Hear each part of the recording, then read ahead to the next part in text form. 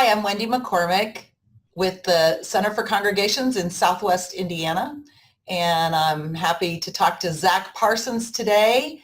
Zac is going to be presenting a lunch program for congregations in Indiana on February 4th called Improving Your Online Presence. And Zac's agreed to tell me a little bit more about that today. Hi, Zac. Thanks for joining us. Thanks for having me on here for this little preview. So I think by now, Zac, every congregation knows they need a website. Most congregations have a website. But tell us a little bit about why it's important to know a little bit about how it works and what your website's doing for you.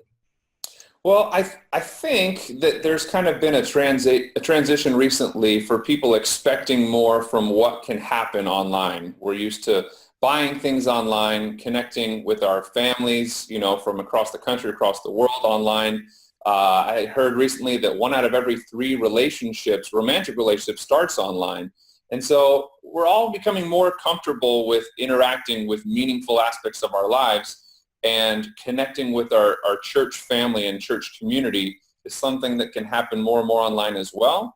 And as a church, there are ways that we can measure websites and their performance and the behaviors that people do, and find out if we're serving our community in the best ways possible. So it's kind of an exciting time to figure out what we can do to better engage people when they're not in our midst, gathering on a regular service. So if I follow you from the conversations we've had, you can show us how to do more than just put a website up there, maybe even more than just see how many people visit each page? Right. Well, in the past, maybe websites served as kind of an online business card or an online flyer to direct people to an experience that happened in person.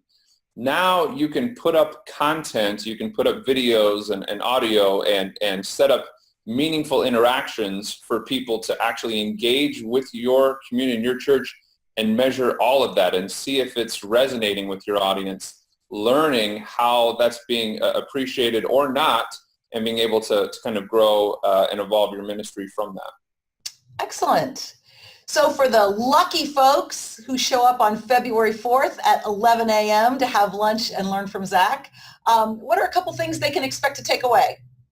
Well, what I hope that everybody takes away from this is an expectation for their website to start doing more for them than just directing folks to the building and providing information.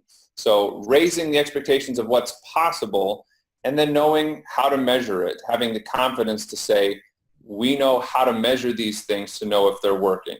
Not having a mysterious, wizard behind the curtain that tells you what your website's doing, but people who maybe don't feel as computer literate as others, having that confidence to know what's going on in nice, accessible ways. Well, that was the magic word. So I don't have to be an IT professional. You're going to help me figure out how to do this. Correct. If you know what you want your website to do, then we can help you figure out how to measure that. Well done. We're looking forward to it. Yeah, I am as well. Click on the link and sign up to see Zac on February 4th. Thanks, Wendy.